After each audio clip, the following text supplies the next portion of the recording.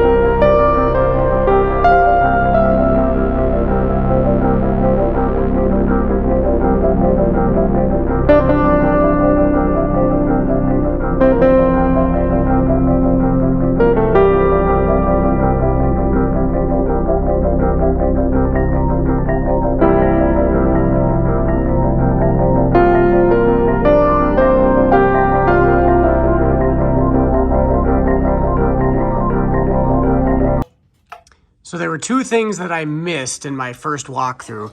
One of them was that this is, if you can see this clip right here, that clips into that hole right on the oil pan. So you'll have to pop that out before you can drop it down. And then the other thing was in the front here, there's a 10 millimeter stud right here, and the wire harness right here slides over it, and then this bracket that is the transmission line bracket, I kind of bent this back. That then goes over, and then the 10 millimeter nut is on there. So took the nut off, bent this bracket down just to get it out of the way, and then pull this wire harness deal off of it, and then everything's free. And then I came up in the front here, and I got the front 4 nuts and bolts.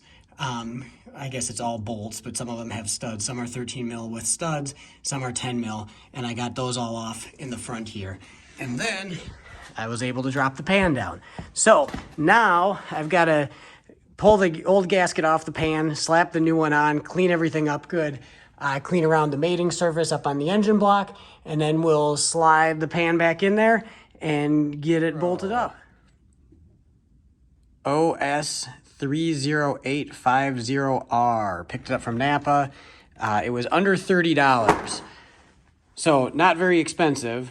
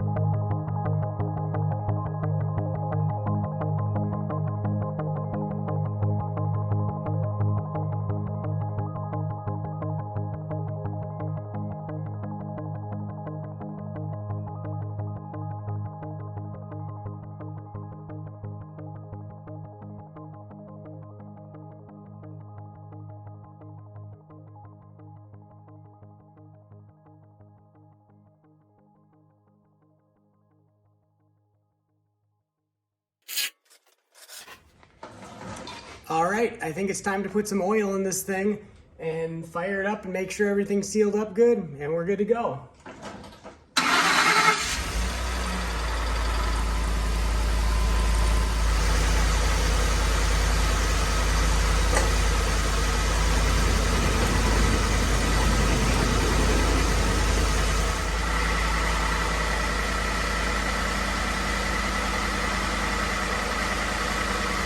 All right, everything's looking good, so we're gonna drop this thing down, take it out for a test drive, and send it down the road.